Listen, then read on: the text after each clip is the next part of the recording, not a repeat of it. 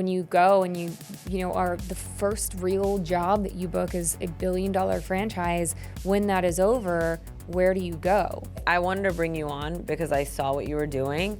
And it's not just like, oh, she's an actress and she's from Twilight. Like, that's not the part that interests me about you. You know what I mean? Like, you're actually making an impact. And I think that's so beautiful. So you can cry on cue. Yeah. Generally.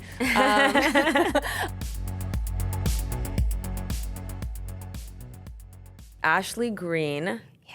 Ashley Greene, actress, entrepreneur, wife, mom. Yep. What else? Singer, dancer. No, I'm kidding. I was like, oh shit. As much as my husband tries to get me to. He tries to get you to sing and dance? Yeah. I mean, I sing to our baby all the time. And I can cute. hold a tune. And so he's like, you can sing. And we live in LA. It's a very different thing. Yeah. Like when you go to karaoke, I'm like, those people can sing. But God bless him. He's very supportive. Yeah, I love that. I want to start from the beginning. Okay. How you got into acting. And then also, I feel like there's like a pipeline from actress to entrepreneur that I've been seeing has become more popular. And I love it. Yeah. Because why not? Why not? And also, it's so empowering to be your own boss and start something that you're passionate about. And have some form of control over too. That's the other thing. That's the other thing. Yeah. Which like I say that loosely because like it is so much of it seems out of your control, is like especially when you're doing a startup and like there's little fires everywhere all the time, but like it is still yours and you still have created this thing. So yeah, we'll get to that. But basically I thought I was going to be a model. My mom put me in these like modeling classes because I was extremely shy. I actually just did a test and like I'm on introvert is here and I'm like right here. Really? Yeah, which is like such an interesting profession. But anyways, she put me in this class because I was super duper shy, and they had a commercial class as like part of the modeling package because maybe you would do Maybelline, and I did the commercial and class and loved it and kind of said, oh, this is something I really like. And so the same teacher. He taught an intensive scene study class, and I took it and just kind of, and that was it. And I kind of realized that this was available to me. I didn't even realize at the time that like I could even be an actress, and that was a thing. How old were you? I was 14, around 14. Wow. Okay. Yeah. And where were you living? I grew up. So the first part of my life, I was in a place called Middleburg, Florida, and it's about 45 minutes outside of Jacksonville. Okay. And like it was dirt roads, and my neighbor had horses, and you know I was homeschooled, and so. The entertainment industry, I never even fathomed it. And then moved to Jacksonville when I was 14 and was opened up to a lot of different things. But yeah, ended up kind of going, I really like this, I'm going to pursue it. And got to the point where I went to New York, found an agent or a manager, and they said, you know, basically like you need to move to LA if you want to be able to do this. And this is when pilot season was still a thing. And they were like, you have to be in LA for pilot season. And so I finally convinced my parents. My dad was really hard to convince. And they said, okay, we'll let you move to LA for a year because I graduated high school early because I had all my credits. And so they said, all right, you have this gap year basically. We'll let you go to LA. And if you can figure it out and survive on your own after the year, then you can stay out there. And I did. I mean, they helped, they like saved money, got me this place in Glendale for like a year that I shared with 2 other people. And then I just kind of started like working and booking small enough things. And then, you know, got very lucky and within 2-3 years, I booked Twilight. And, you know, after that happened, it was kind of like, I'm never coming back home, hopefully. But yeah, and then that just kind of like put things into hyperspeed and was the most insane time of my life. And also, after all things Twilight, I had a lot of things to unpack and a lot of things to figure out mental health-wise, because when you're thrown into something like that, it was really exciting, and we were go for like 5-6 years. But then the aftermath of like, who are you apart from this massively successful franchise that you're a part of, and what do you do after that was kind of like it was a bit of a shift for me and something that I had to like really work through, but obviously grateful to have been a part of it. I mean, it set me up for the rest of my life, my career and opportunities. Yeah, 100%. But what was it that you felt like you had to address your mental health, which, by the way, so common. You hear that from so many people in Hollywood. Yeah, I mean, I just think this place in general is not for the faint of heart. Like, it is really, it's brutal sometimes, and it's a lot of rejection, and I think you really do have to have a thick skin if you're going to be doing this, and you combine that with a lot of people who are in this profession are a bit sensitive and do tap into a lot of really big emotions, and so figuring out a way to balance that is super important. But also, you know, when I booked Twilight, I was 20 and went through kind of that growing up phase of my 20s in the spotlight and like became this person that I think that everyone wanted me to be. And a lot of that it's similar to my personality, but Alice, the character I played, was just this kind of like perfect, like, I don't know, this inspiration to a lot of people and was extremely positive, and I wanted to be able to be that for a lot of people, and kind of fed into that, and then just, you know, didn't really take the time to like truly figure out who I was and what I wanted, and what I was separate from that. And then when you go and you know, are the first real job that you book is $1 billion franchise, when that is over, where do you go from there? And I mean, to be able to go up from there is really unlikely for a lot of people. And I also had to figure out what my life was without these people that I'd been with for 6 years of my life, and, you know, throughout my early 20s. The cast members, the people surrounding you, the publicists, the stylists, the, you know, anybody that's like with you, because we're on set, you know, 4 months out of the year, but then I would say for like a solid 8 months out of the year, we were doing, you know, either we were on set or we were doing the PR for it, or magazine shoots or award shows, and that's all like great and sounds glamorous and is like it was fun to be a part of, but like then you just like cut out all of those people that you had, you know, throughout your 20s, and it was just it was a little bit of a tough time for me, and I was trying to figure out my self-worth apart from my career, because it was just like very so tied in. Yeah. So what was the process like when you're doing that? Because you hear it all the time, like, you need to find yourself, you need to love yourself, you need to connect with yourself. Like, what does that look like? The hardest thing was like admitting, one, that I had like issues that I could not control. Like, I always wanted to just be able to like figure it out and be strong and deal with everything myself, and like not share it with a lot of people, and not say like I'm having these points of weakness, and like I was drinking a lot more than I should have, and part of that is your 20s, and part of that was just like, you know, I feel like I was kind of self-medicating a bit to not deal with these big feelings that I had been suppressing for so long, and I really wasn't happy about that part of my life. It just really doesn't, like, if you know me today, like it really doesn't fit in with like who I am, and so there was that part was a big part of it, and also just like admitting to myself and to my husband at the time, he's still my husband, but at the time admitting to him that like I had a lot of self-loathing, and I didn't feel like I belonged. I didn't feel like I deserved a lot of what I had been given, because it happened so quickly. And so I really had to just be first and foremost open and honest about that, and then kind of take steps, you know, quietly. He and I did this, but like to figure out, I got completely sober, because I was like, all right, if I'm gonna like figure this out, I need to have a clear mind, and I don't need to have the ups and downs of being hungover or whatever.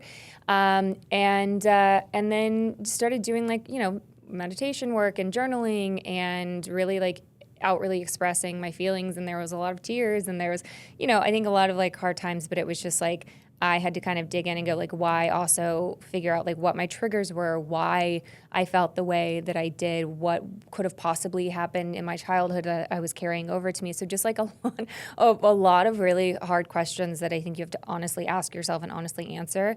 And thankfully I had my husband, Paul, who's like my life coach, basically. He's amazing, to kind of, you know, be able to bounce that off of, and kind of rally with me throughout the whole process. But, you know, it was a lot, because I think you hold all that in for so long. Like, it takes a while to unpack it and to then really feel like you are, you know, a wonderful person with a lot to bring to the table that absolutely deserves to be here and is worthy of love and sees kind of the potential or sees what they bring to other people's life too. So it was a lot. It was a big process for me, but it was also something like I'm so grateful I figured out before I had a kid, because there's so many things now that I feel like I have the toolkit for, and I can kind of use on myself that I can teach her from a very young age. Because I think a lot of us weren't taught these things. Like, we just didn't have the access. Our parents didn't have this either. No. It's like our parents weren't going to therapy and doing shadow work and all this stuff. Yeah. I think about that all the time. And now I'm like, it's funny. Now I'm like, it's cool. It is. It is cool. But did you go to like a program or like a therapist or what? Because you clearly had, you had resources. Where did you learn about this stuff? I did.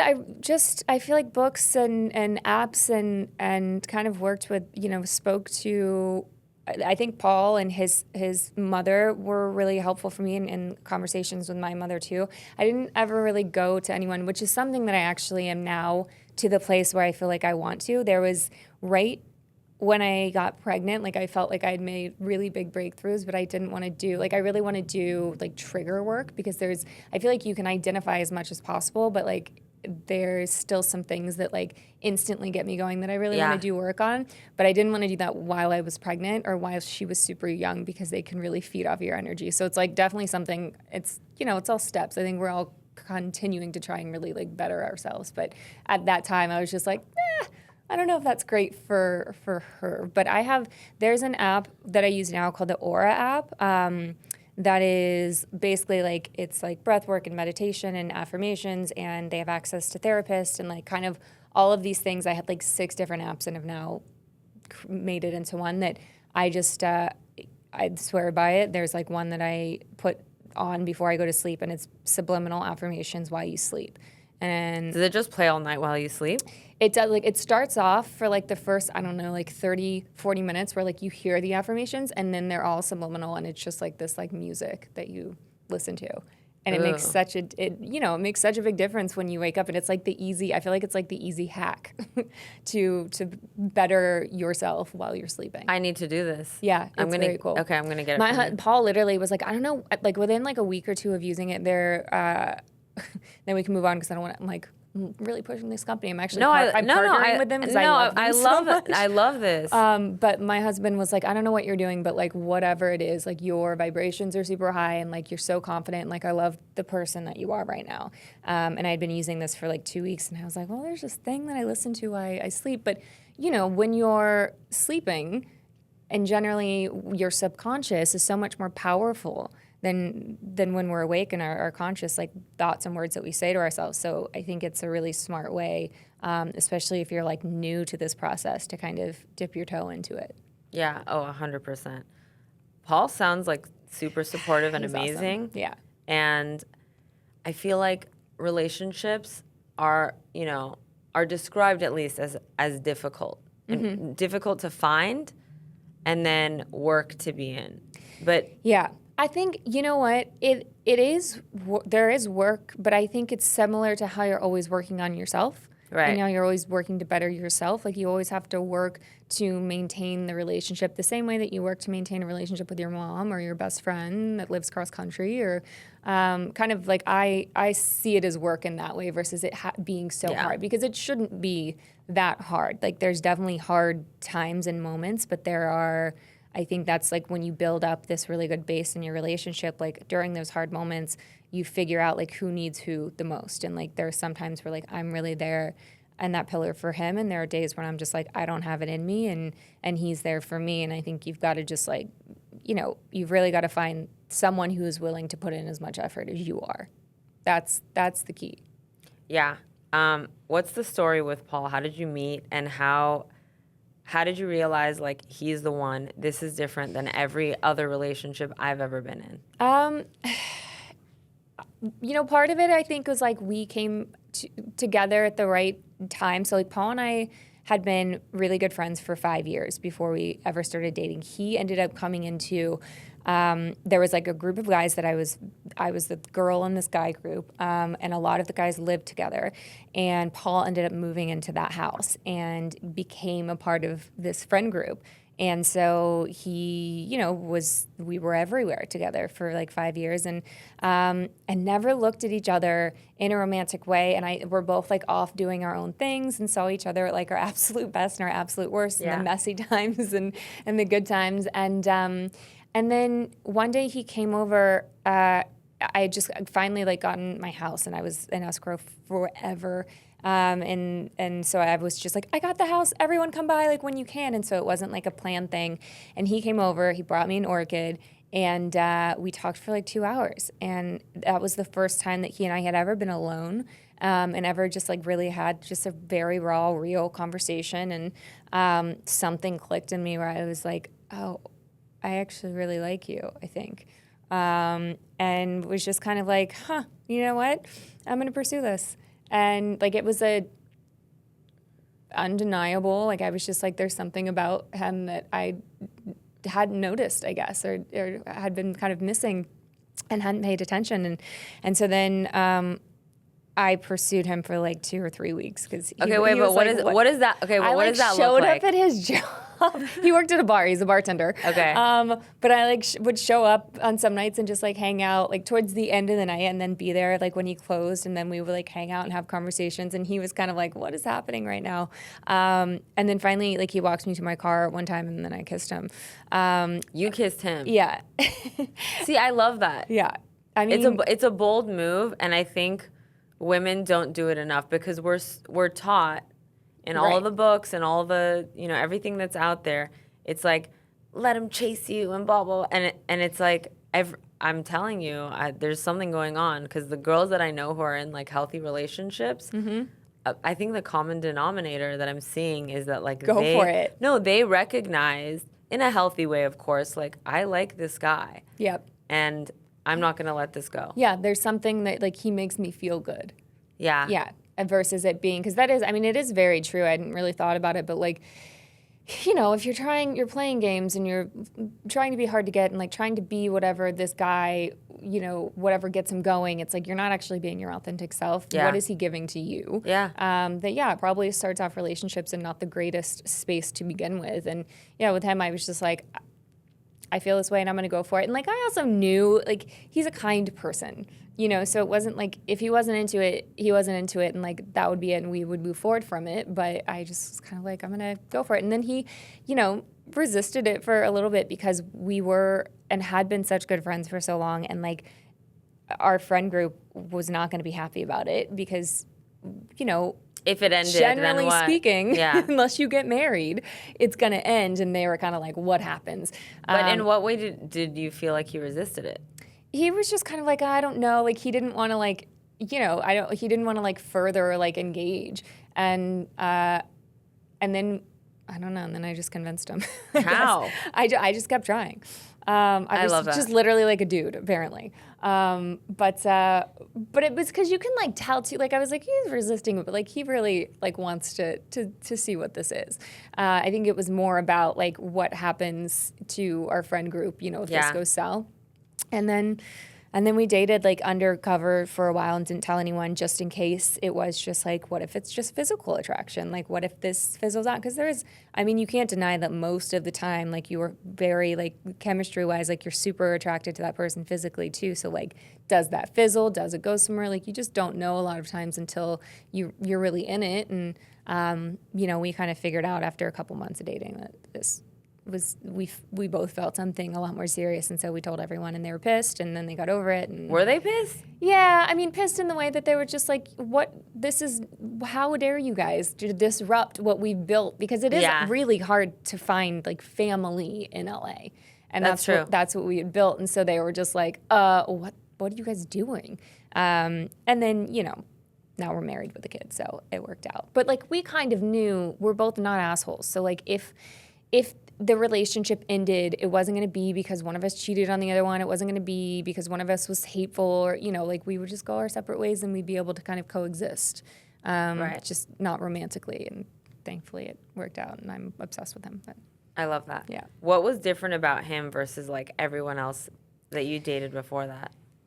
I mean, so Paul has a swagger about him that's really sexy, but he's also like the most optimistic, kind person that you've ever met, but has this like, he was raised in Brooklyn, and so like he has this like also like air of confidence and presence about him, and I think like all of those things mixed together were just like this perfect storm of what I wanted and needed, because like I need someone who is going to kind of love me fiercely, and be there for me and not play games, but I also like someone who has like a little mystery and swagger to them, and like finding both of those things together I think is rare.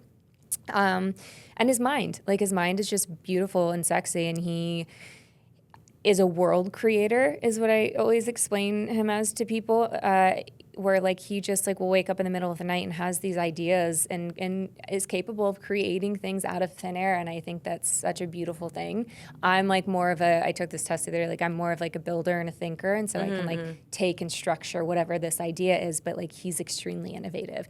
And those things are, you have both like the physical and the mental that I find really sexy, and so you put that together, and that was it. I think that's in it. That's the formula. Yeah. That's the formula for longevity. Yeah. That's what You've got to find someone who like does it for you both physically and mentally. Yeah.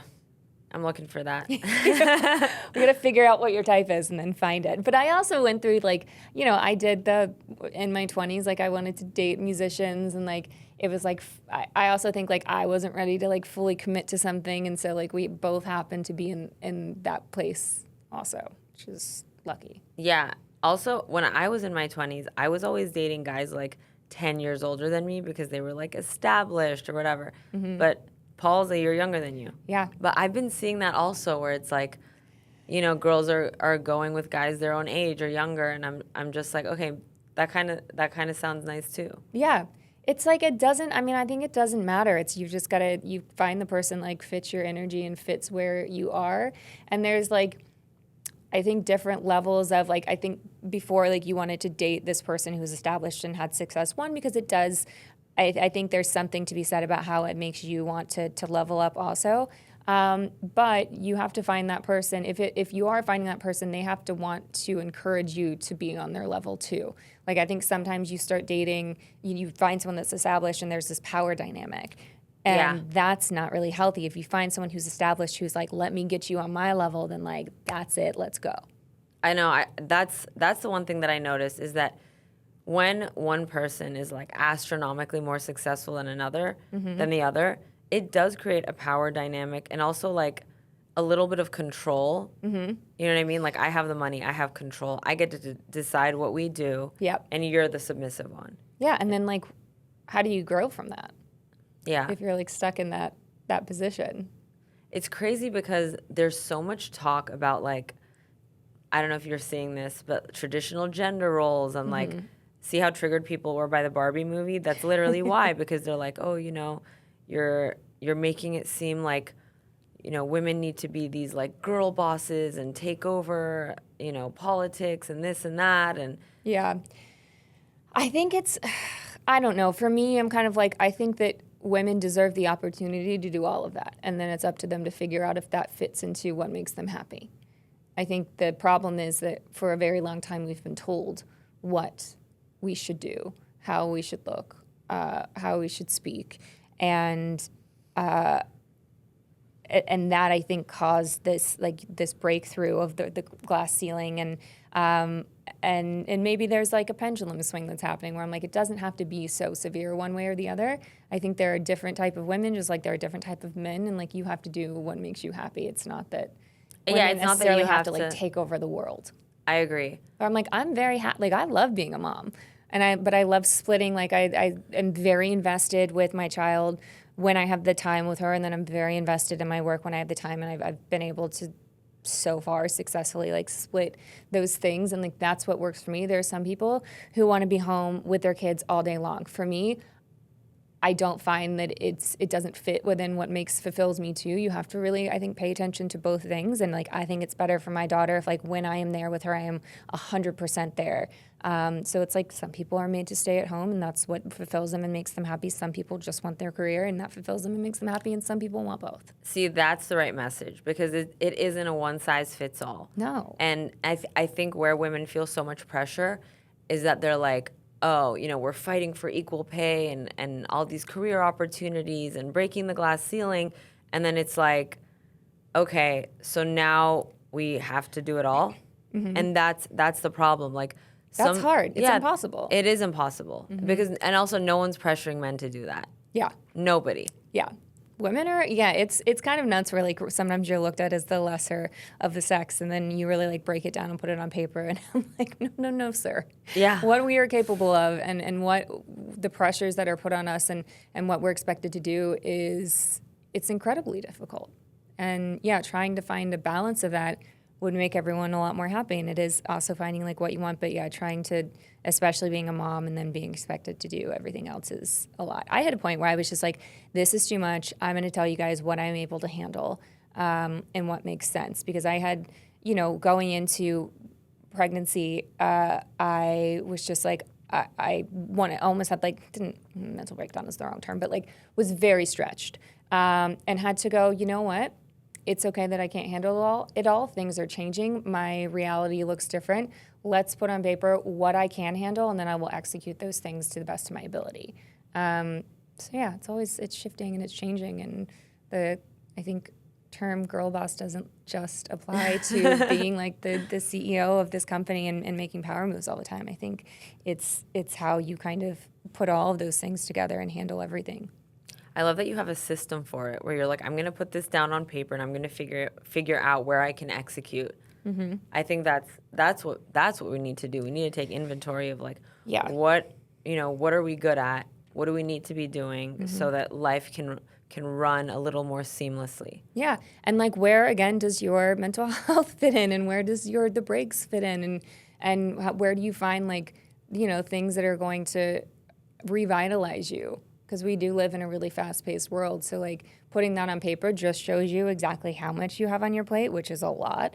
And then a lot of times when you do that, you see that like, I didn't leave any room for me, and that's super important. Because again, like you just can't show up for everyone else. You got to show up for yourself.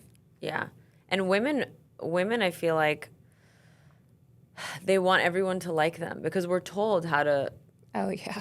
How to be and how to look and you know what I mean? Mm-hmm. The standards of beauty and all of that kind of stuff. Yeah. I read do you know Adam Grant, the author? Mm-mm. You'd like him. I will now. You will now. Yeah. But he put out this tweet where he's like, men are judged based on their performance and are told what to do based on their performance. Women get feedback on how they're perceived by others. Mm-hmm. And that was crazy to me, where I'm just like, that's so true. Yeah. I hear more about like how I look and how I sound and how I come off. Yep. More than, oh, well, this is you what did you really did. Yeah, 100%. Oh, yeah. It's so, I just went to the Taylor Swift concert, guys, and like that song still stands up, The Man, like it's so accurate. Wait, which one? The Man. It's called The Man, where it's basically just like, she's like, if it shows just how like, if a man did it, this is how people would speak. If I did it, I would be the man. But like, because I'm a woman, everyone says that I'm rude and I'm, hateful or I'm this and I'm that. And it just like very clearly states that like, I'm doing all the same things that a man is doing and I should be succeeding on the same level as a man, but I'm not because I'm a woman. And instead I'm judged for these power moves that I make. And I'm judged because like I haven't settled down yet. And I'm judged because, I said I make this much money and I got this house for myself. Versus for a man, it's like high five, pat on the back, like you're really doing great. That's so true. Yeah. I need to listen to that song. Yeah. I'm a Taylor Swift fan. I think like I feel like slowly people are being converted to Taylor Swift fans. Yeah. Yeah, I mean, I feel like she had such a hard time. Like, media really just did her dirty. Kanye West. I mean, if you listen to her speeches, and I've been doing that, like if you just go on YouTube and listen to the speeches that she's given at like charity functions, award shows, whatever, every time you hear there's like an empowering message that comes from pain. Yeah. Or comes from being doubted or somebody taking credit for her work. And I never thought about it that much until, you know, all this news started coming out about her concert. You know what I mean? Like, she's set to make $1 billion and the only other person to have done this is Michael Jackson. And it's just like, and there's all these clips coming out. I posted one the other day about how even Kobe Bryant said, yeah, I listened to Taylor. I saw that. Did you see that? Yeah. I was like, that's very cool. Yeah. But it does make sense. Like, you have to respect what she's done. Like, if you take away all of the personal stuff and you look at her achievements the way that you would look at a man's, it's incredible what she's been able to do. Yeah. Incredible. Yeah. Like, she's the top of the game. Yeah, like there are so many male artists who are not there. Yeah. I saw this clip of Andrew Schultz. Do you know him, the comedian? Talking about how he used to be a hater. And he's like, I went to one concert and I'm like, oh yeah, I did see that. You saw that too? Yeah. And then I feel saw, like this is happening more and more. Like, yeah, but I love men's I love it. Yeah. I love it. I love it. We love when men do this. Yeah. And so then I looked at the comment section and Dave Portnoy wrote something like, welcome to being a Swiftie or something like that. And I'm just like, I love this. Yeah, this is good. This is a good movement.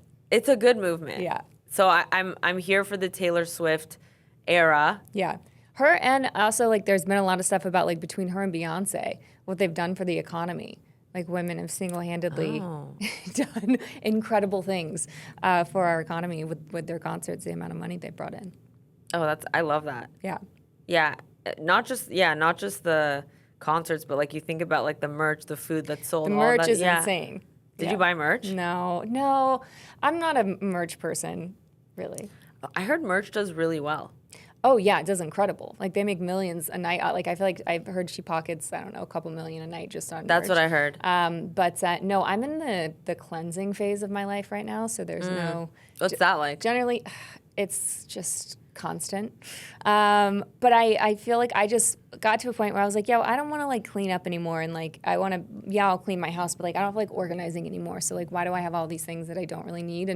And got into the habit of going, I'm going to get rid of it. There's someone who needs it more than me. And if I really need it, I can go, like, can you afford to spend $200 and, like, get something you perhaps gave away that you need? Sure.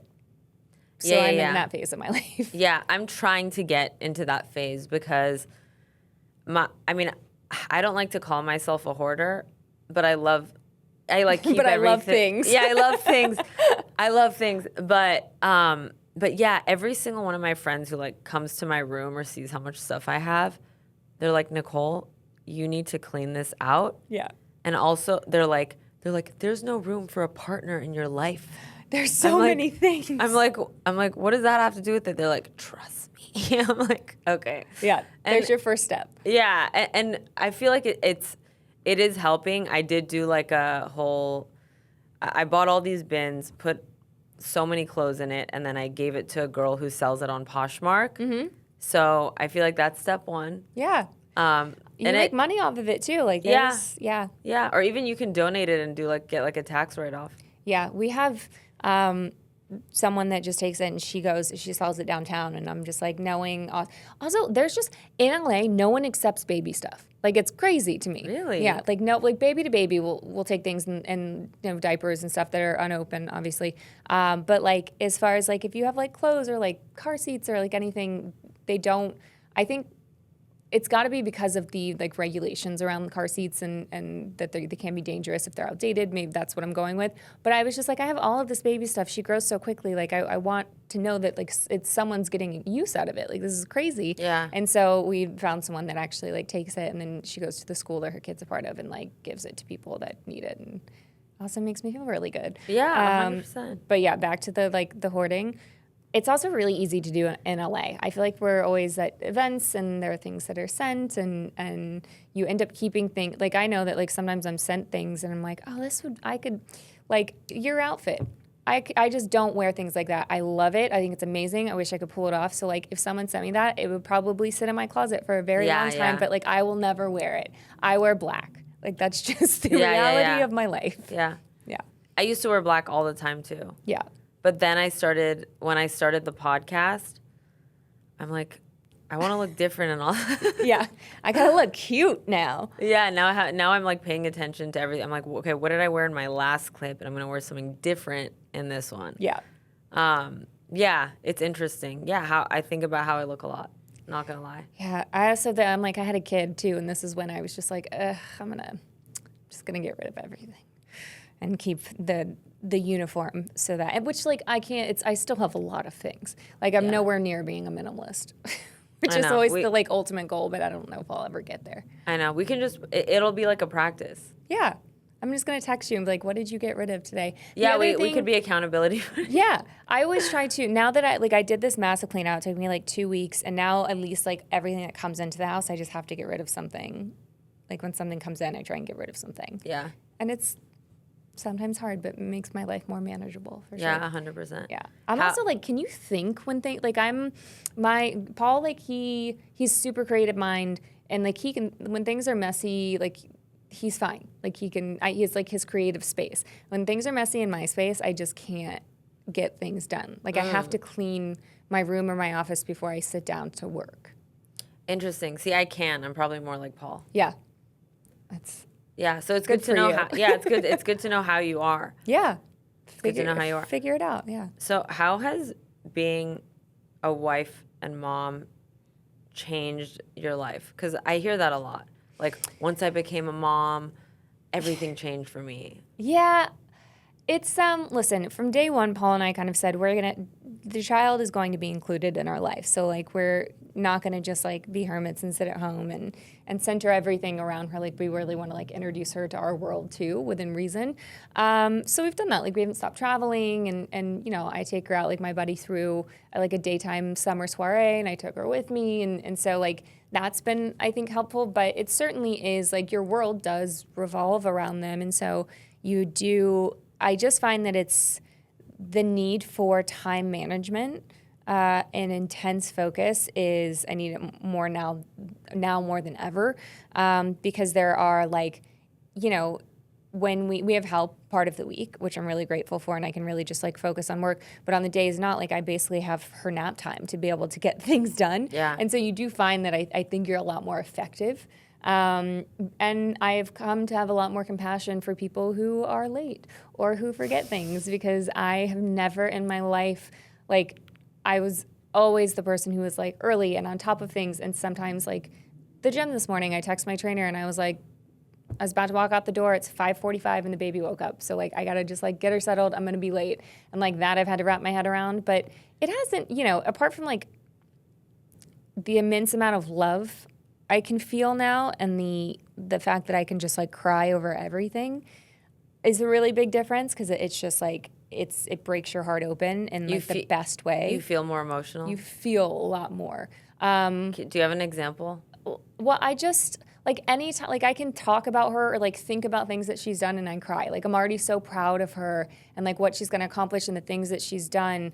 And there's just like, until you have a kid, like you don't, like I felt like I loved Paul more than I loved anything ever. And then you have a kid and it's like all of a sudden that shifts and like you're capable of loving more. Like it just like leaves room for more, which is it's an interesting thing. It does, on the flip side, like I'm much more, like on set, I'm much more protective of my emotions, which was a little, it's kind of hard to explain, but like when, like I used to be able to go on a set and just like tap into an emotion easily, but like now there was something that had to do with my daughter in the movie, and like I couldn't even go anywhere near relating this movie to my daughter. Like she is so protected in my mind and in my heart that like I had to find something else to be sad about or cry about, to be that, yeah, which like generally I try and keep it as close as possible, but like it's just such a like protected space in my life. It's wild. Wow. Yeah. So you can cry on cue. Yeah. Generally, I found that the first movie like I did after giving birth. I also was still pumping while I was working, which is a whole nother. Pumping is like a full-time job, and breastfeeding is like a full-time job. And I would go and I'd have to stop like every like 3 hours and go pump and come back. And sometimes I would have such a hard time getting back to an emotional place. And I was like, what the fuck is going on? Like, this is usually easy. What's happening? Yeah. And one, I think I was like out of it for so long, but also when you breastfeed or when you pump, you release different hormones and they give you a feeling of like happiness and love and connection. And so I kind of figured out that like in the midst of an intense scene, stopping and creating all these feelings and then trying to like jump back into an emotionally heavy scene was nearly impossible. Like it just made it a lot, like I needed time to like mentally get myself back into that space. And that really messed with me for a little bit until I kind of figured out what was going on. Because at first I was just like, am I not good at my job anymore? What is happening right now? I love how you know exactly why, though. Yeah. Like you're so tuned in with yourself that you're like, oh, this is what it is. Yeah, I did a lot. I mean, the only thing I knew how to do, I was like, I just got to do a lot of breath work because breath work really like frees a lot of blockage. So I did a lot of breath work and a lot of meditation and a lot of talk therapy with my acting coach because she's kind of like my therapist, and with Paul, and like just really like broke down and like had to figure out what was going on. But yeah, it was a little bit of a challenge. Has Paul been to therapy? No, one day I was like, I want us to, I said before we even got married, I wanted us to go into therapy because I have heard, a wise friend once told me, he was like, you need to go to therapy when everything's great so that you have such a good baseline and you can really like, everyone has issues, even if everything seems perfect. You can really start working through things when you're both in such a solid place. And I thought that was really smart. And then, it's the nature of our society and how I was raised, I guess, is that like it is, though I know that that's what we should do, but until something's broken, you just don't go to fix it. The same way that like our healthcare system is set up, where it's like, all right, well, until you have a disease or something that, can't be healed, there's nothing we can do for you. And I feel like it's like similar, but eventually we'll get into therapy because it is a good thing. It's like shifting. Yeah. I feel like men are also a lot more hesitant to go into therapy than women. Well, the reason I asked was because like multiple times you've said that he's, like your therapist, life coach. So I'm just like, how is he so evolved? He was just raised. So like his parents were really good. His mom is amazing and really kind of from the get-go raised them like they were little humans. And so like didn't necessarily treat them like children, like gave them boundaries, but gave them freedoms to make their own mistakes and really taught them from a young age that their mind was their greatest strength, as long as they had control over it and understanding over it, and really taught them what intuition was, and like gave them like somehow she had knowledge and access of this toolkit and gave them these things at a much younger age, and so that's just like embedded in him. Like he's so big on like willing things and manifestation and all of these things that I just didn't even know really existed, until my later 20s.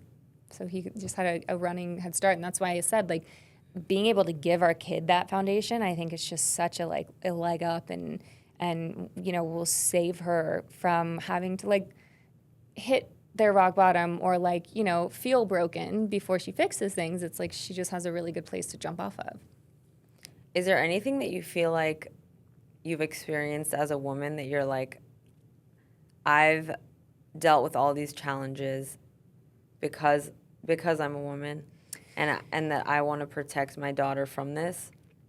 I think certainly the idea, like the people-pleasing part of it, is something that I really want to protect her against. I grew up in a Bible Belt in like the South, basically, and so it was, yes ma'am, no ma'am, you respect your elders, and sometimes that means doing things that you're not comfortable with.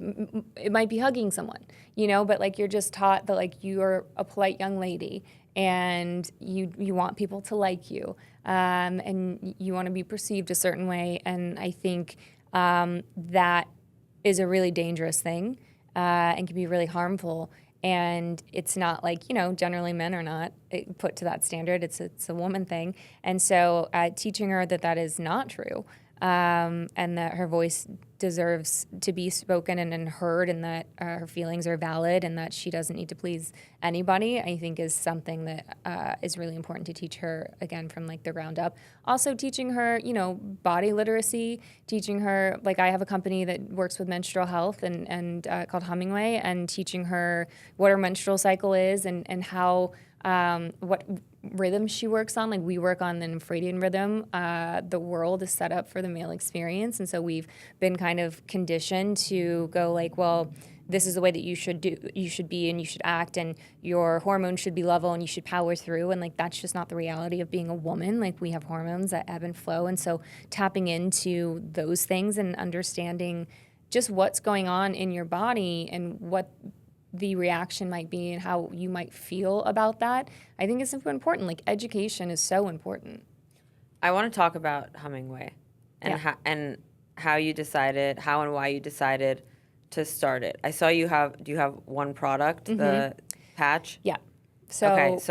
So tell me about why you started it. So initially, the genesis of the company of Hummingway came from, I got off hormonal birth control when I was in my 30s. You got off of it? Mm-hmm. I went through, this phase a couple of years before trying to get pregnant. I knew that I wanted to just like cleanse my whole system and be the best version of myself that I could be, the healthiest mentally, physically, emotionally. And so I got off every prescription I'd ever been on, and one of those was birth control, and it was the hardest one for me to come off of because I had been on it since I was 16, and I had this false belief that I was having an actual period every month, which you're not. You're having a synthetic bleed, and falsely believed that I didn't have any kind of symptoms because I'd been on this pill and I'd never, I was just like, oh, I have great skin and I don't have cramps and periods or whatever. Yeah. Got off of it, and in my 30s realized that I didn't know anything about my body, how it worked. I had severe cramping, like debilitating cramping, adult hormonal acne. My mood swings were all over the place. Like I didn't feel like I could get control over them. It was like I was not in my own body all of a sudden. And unfortunately, the way that our healthcare system is set up, like there is very, very minimal emphasis on nutrition, which is a really big part of helping with symptoms in your menstrual cycle. But also there's not a lot of studies done on reproductive health. Like women weren't included in studies until 1993, which really isn't very long ago. And so like there wasn't a lot that my doctor could do for me. Like the answers were like, you can go back on birth control, you can take Accutane, you can go on SSRIs, and all of those things I was very uninterested in.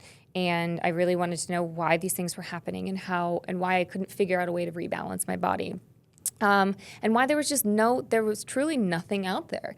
And so I was talking to Hummingway's co-founder, Olivia, who's also my sister-in-law, about these things. Her mom practiced holistic medicine on them growing up, and so she had a bit of knowledge in that space. And she was on her own mission she ended up getting diagnosed with PMDD, which is premenstrual dysphoric disorder, which is like almost, it's kind of similar to, like you have basically 2 weeks before your period, you feel like you're almost bipolar. And sometimes it's misdiagnosed. I heard her say that in an interview. Yeah, it's nuts. Like the fact that this is now something that's just coming to light it's crazy. But in anyways, we were both fighting kind of our own demons and trying to figure things out, and said, you know what, this is ridiculous. Like we deserve better. Let's try and do something about this. And so we said, all right, this is crazy, but like let's try and start a company and try and put out products that are non-toxic, that are giving you solutions, that are actually rebalancing your body versus covering up a symptom, and really look at the root cause of things. And also one that's going to give you the education that you so desperately need and want, because I feel like a lot of people are just in a dark hole when it comes to reproductive health. And so we then polled a ton of people around us and tried to find like the pain points for people, and menstrual cramps debilitating cramps were at the top of the list. And so we decided, let's start there. And then figured out what our delivery method was going to be.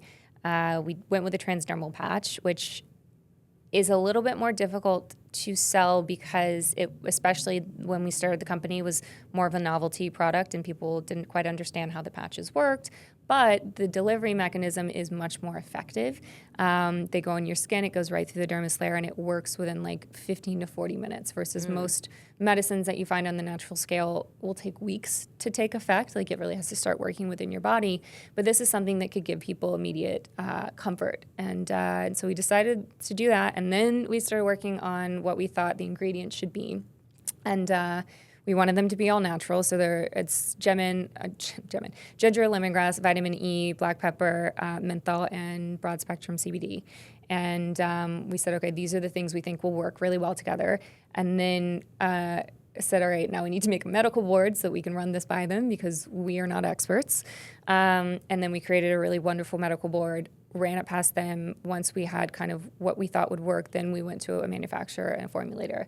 Did 24 different iterations of this patch and then found kind of what you know and see today as the Cycle Soother patch. So it was a big process, but something that I'm super proud of because we've actually created something that works for people. And because of the education platform that we have, it's called The Regular, a lot of people are starting to understand their bodies. And even though sometimes we don't have the answer for people about things, like as far as when people are dealing with PMDD especially, but them just having the knowledge and understanding, on this day, I'm going to feel this way, has been a game changer for a lot of people because they just felt insane.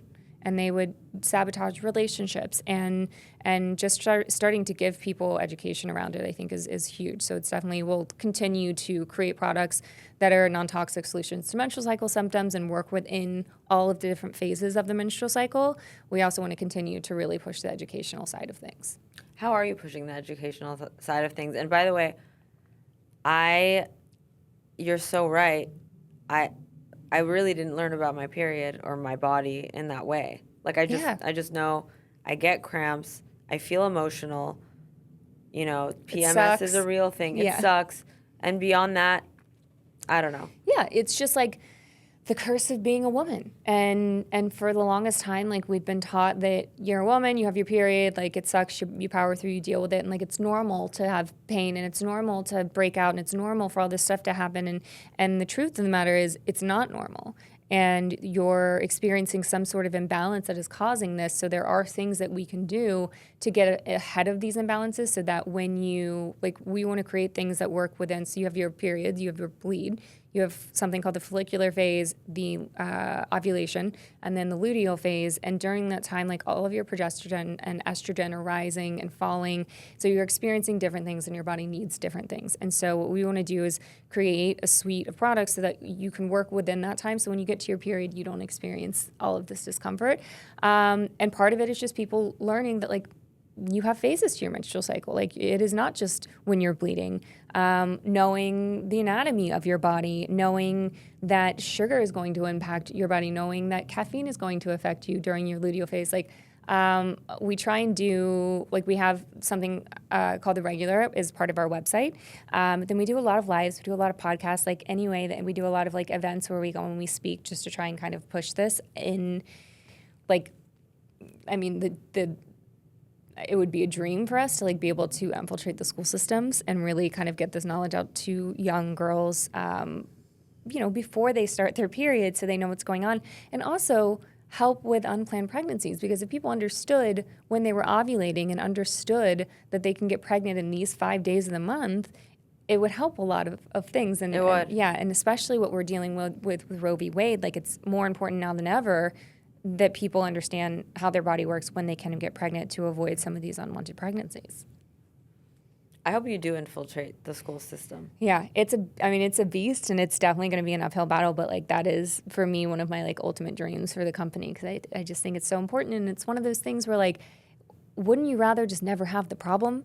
Sure, we're going to give you solutions, but if we can cut it off before it even happens, that's the dream. Yeah, 100%. But again, I feel like the school system, just like the healthcare system, it's not about you. No. It isn't about you. It's sad.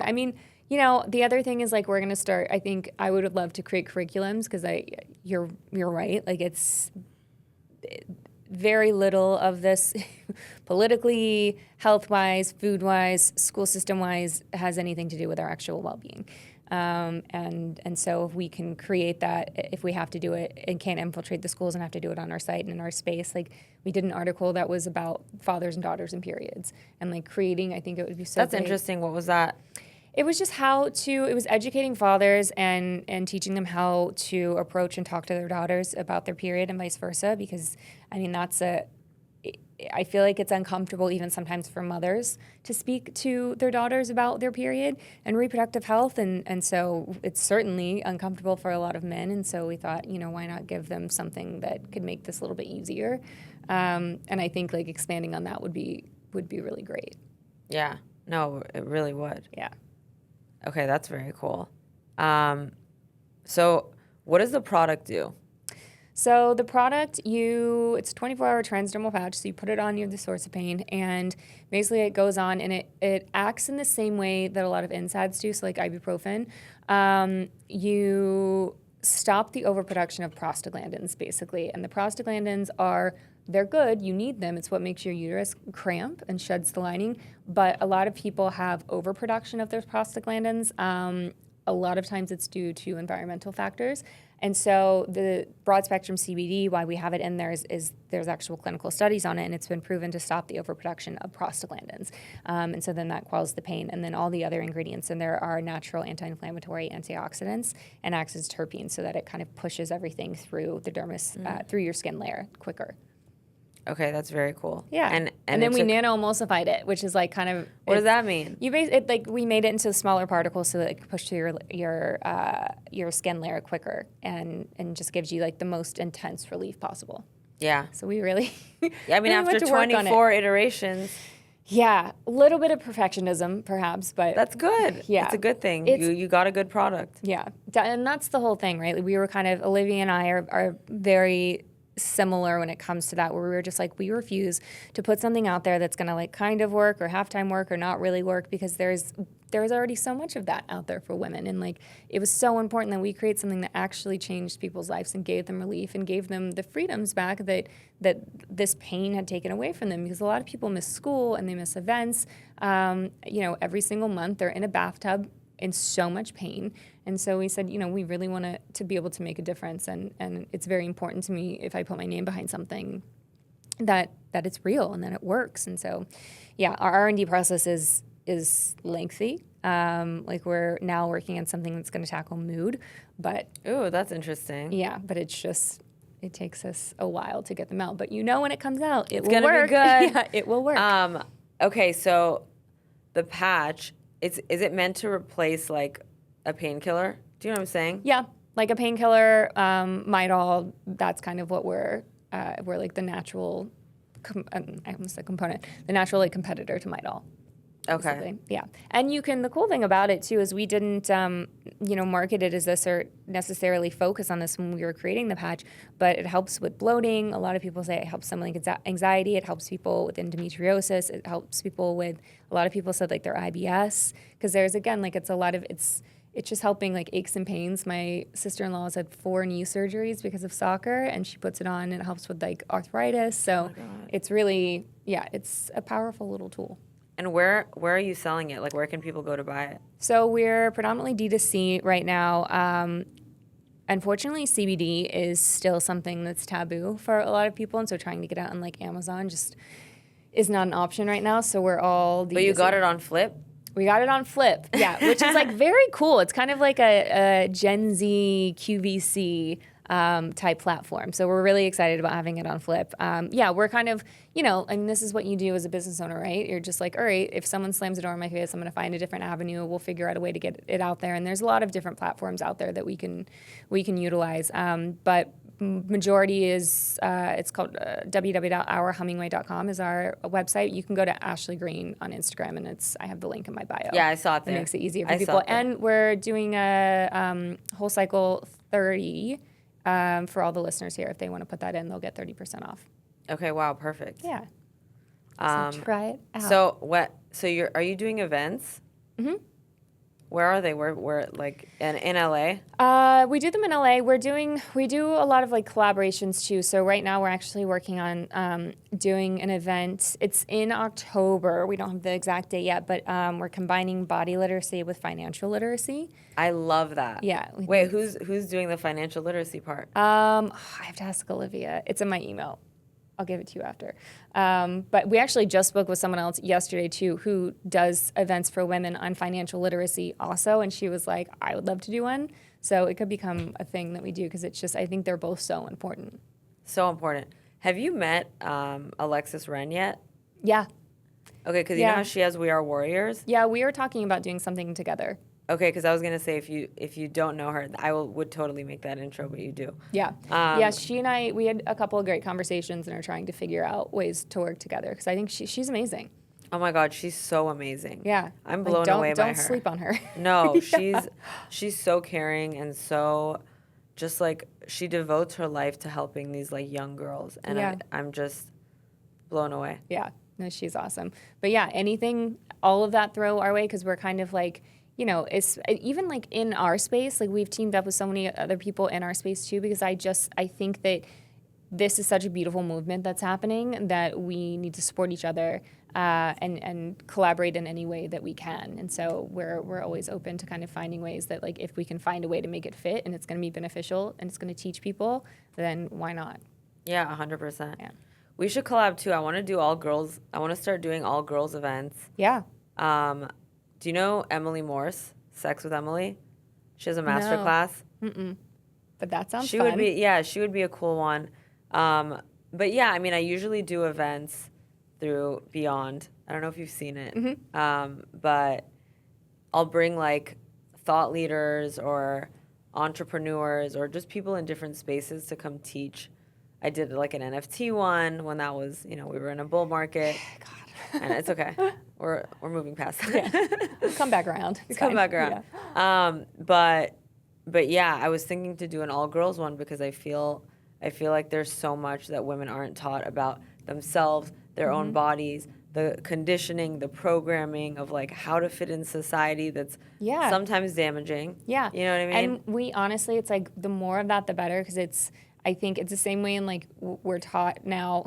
Now I know like you have to constantly speak kindly to yourself because like the way my brain is programmed, it's just programmed to say unkind things. And the same thing with women. It's like we have to constantly have these events and constantly build each other up and constantly teach each other because for so long, the opposite has been done for us. And so it's very hard not to like, fall back into that. So I think it's really important to consistently like, you got to just like keep pushing these things and moving forward. And cultivate good relationships between women because I've also noticed that like women get pit against each other a lot. Oh, yeah. Like, I can't stand when somebody gives a compliment to a woman and someone else chimes in and is like, or they'll be like, don't worry, you're prettier than her. Like, what does that have to do with it? You're like, I wasn't competing. Yeah, for like, that. we weren't, this isn't a competition. Why are you making it one? Yeah. And I still have to, like, to be real, like, there are times where, like, someone will, you know, achieve something or something good will happen and like, I'll get, like, a ping of, like, jealousy or, like, my mind will go to, like, ugh. And then I'm like, you have to like, I have to check myself and be like, you know what, dude, like that's some kind of insecurity that you have, or it's something that you're dealing with. Like you need to be happy for other women in all fields and what they're achieving, because it is, for far too long we have been pit against each other, and it's just like, if we're not lifting each other up, who's going to do it? Exactly, but it's so big of you to notice that. And the other thing is, jealousy is a completely normal emotion. Yeah, I think if you feel like a pang of jealousy, that's normal. It's what you do with it. And like, you know, the way that you're talking to yourself about it, very healthy. And I think those are little things that need to be taught. Like, hey, that's normal. Jealousy is just telling you what you want. Yeah. You know what I mean? You see someone doing something, it's like, okay, you want that too. That's great. They're just showing you it's possible. Yeah. It's just a reframe. And how do I get there? Yeah, and that's it. You know what I mean? And I love that actually. Yeah, and I think men should be a part of this too, because for so long they've been part of the problem of like comparing to, oh, you're prettier than her, you're better than her. It's like, don't turn it into that. You're making it bad. I hate to bring up daughters, but it's like sometimes you have to make it personal so they get it. But imagine your daughters growing up in a world where the entire time they're wondering, am I as good as her? Am I as pretty as her? Am I as successful as her? Am I as worthy as her? Because those are the subliminal messages that women are getting. Yeah. No, it's so true. And using their daughters, I think, is really smart because you have to make it personal for them. It's like, yeah, I have to say too, like I'm always really weary of like when I say like the world is set up for like a male experience. Like I do have to say that I do have leniency with men, and especially in like the reproductive health space, because we have for so long kind of taken what is given to us and said like, okay, it's fine. We're in the dark. We have no idea. It is what it is. That like first the change I think has to happen with us, and then we can educate men and change their way of thinking. But like this is also just like passed down from generation to generation, and this is also just how everyone feels like, oh, it's okay because it's the way that it's always been done. So I think part of it lies within us too to like redirect and perhaps come at it from not such a not an attack state of mind or frame of mind, and come with a little bit of compassion and say like, listen, like you may not realize this, but do I need to say it more than once? No. But I think come from that standpoint first rather than like attacking. Yeah, it's not their fault. You know what I mean? It's like once you we were say all it, raised this way. We were all raised a certain way with predispositions. It's not like an attack on men, that's another thing that really irritates me, is that I notice a lot in the media or like on podcast clips a lot. Mm-hmm. It seems like men and women are against each other. Yeah. You know what I mean? I don't know if you've seen these like clips of these hyper masculine men who are trying to like enforce gender roles, and then they bring on like OnlyFans girls and fight with them on the podcast, and I'm just like, what is happening? This is the worst. This isn't good for anyone. No, it's not good for anyone, and no one should be watching that. Yeah. It's such bullshit. It demeans both. It's just clickbait. It's horrible. Yeah. I cannot. When I see that stuff, I'm just like, this is fucked up on both ends. Yeah. Cannot stand it. No, it's like come at it from a place, and this is like me and Paul have these conversations where like I have to come to him and say like, okay, you did this, it made me feel this way, this is why I don't feel like it's okay. And then he'll go, you know what, I didn't realize that, I'm sorry. And like he will come at me and he has the same conversation with me about things, and I can go, okay, you know what, I didn't realize that, I'm sorry, I'm gonna try and change my habits. But like if he had come at me and yelled at me for it, I'd be like, fuck you, dude. You know, like it really is. I think the approach is so important. It boggles my mind that communication skills and strategies and tactics and communication and intimacy are not taught in schools. You know, just like any of the tools that you need to succeed in life. Oh, it boggles my mind. I don't want to put my kid in school. Wait, but you were homeschooled. What did you feel like that was better? Because now everyone wants to homeschool their kid right now. Yeah, I think I am really happy that my mom homeschooled me. I was homeschooled until I went into 5th grade. I think that at a certain point we still need, because like my mom didn't have necessarily these skills or the education around these things either. So like how was she going to teach them to me? So I think like it is a good thing if you have the right resources, for sure. Yeah. But it's hard. I'm like, it's hard because I don't know that we really have the answer. It's like, yeah, the school system is definitely failing us. But look what you're sorry to interrupt, but look what you're doing with Hummingway. Yeah. And like even this, like my podcast is all about bringing people on that we can learn from. Yeah. All about that. You know what I mean? Yeah. Like I wanted to bring you on because I saw what you were doing. And it's not just like, oh, she's an actress and she's from Twilight. Like that's not the part that interests me about you. You know what I mean? Like you're actually making an impact, and I think that's so beautiful. Thank you. It's like, you know, it's our job in a way as like evolved beings who care about the future of our kids to, you know, make the changes that we wish were implemented when we were young. Yeah. No, I think that's spot on. And that's, I mean, the one thing my parents did always say and always try and do is they said, we just want to make your life a little bit better than ours was, and we want to give you opportunity that we didn't have. And they did. They really did to a certain point. And now, yeah, to your point, I feel like it is my job to now take what my life is and give my daughter more than I had, and better opportunity and better education than I had, for sure. Yeah.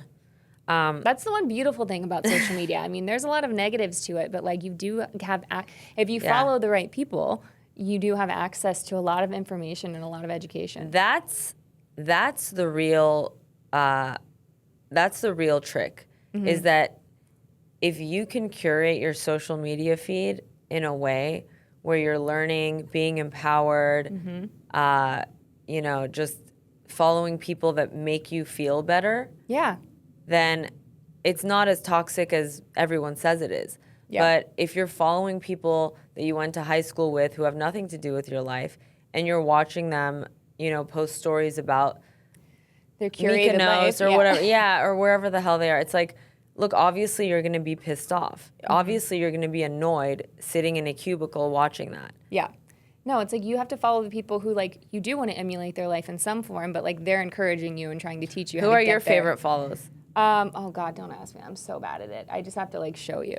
Yeah, no, don't worry. I mean, for me, it changes all the time. Recently, I'm really into the, like, Cody Sanchez, Alex Hormozy, like. I don't follow Cody Sanchez. I have to look at that. We have to exchange lists. Mine are all, like, it's, like, either, like, it's some sort of, like, finance or housing markets or gentle parenting or, like, mine are all, or dogs. Like, that is dogs make me happy too. I'll share some of mine with you because I feel like you'd enjoy. Yeah, for sure. Okay, there's a question that I end every podcast with. Yes. Same question every time. And the reason I ask it is because I feel like it's so hard to figure out which message is most important to us in terms of, like, everything that we believe in and the impact that we want to have in the world. And so I came up with this scenario. This is the scenario. So you win an Oscar for, let's say, Best Actress. I love this scenario already. Yeah, I love it for you. Yeah. I hope it happens. It will. Yeah. So we got to play that in the subconscious sleep. I need to figure out how to create my own subliminal message nighttime. Well, maybe that's what we should do. We should do, like, an affirmation event where, like, we figure out what it is and someone records it for someone else. 100%. That would be, I think that would be really powerful. So let's say you're at the Oscars, you win Best Actress, and you walk up to the stage. You get there, you thank everybody that you need to thank, Paul, your daughter, your friends, the producer, your agent, everyone. Yeah. Once you're done, there's that 45-second to about a minute window where you can say whatever you want. And there will be headlines, it'll go viral, it'll be everywhere. People will be sending it to each other on Instagram and TikTok and YouTube. What message is so powerful that you feel like most urgently needs to be said that you would share in that allotted time? No pressure. I would say maybe just the conversation today kind of informs this, but, like, do the work. Do the work on yourself, do the work on your craft, but more specifically on yourself, because until you do that, I don't think you can reach the points that you want to reach. I think you will excel in such a grand scale if you really look introspectively and say, what are the things that I need to work on? What are the things that scare me? What are my demons? And how do I start to work on those things? And how do I really create self-love? Because as much as we've heard this, like, if you do not love yourself, you are not capable of loving people the way that they deserve to be loved. And once you find that self-love, and once you've really focused and honed in on your mental health, you're able to help so many other people. And I think we are in a time right now where we so desperately need empathy, and we so desperately need love, and we so desperately need people to root us on and cheer us on, because there's a lot of darkness in the world. There's a lot of mental health issues. And I think that if you are capable, that it is so important that you start doing that work so that you can have a ripple effect and an impact on other people's lives.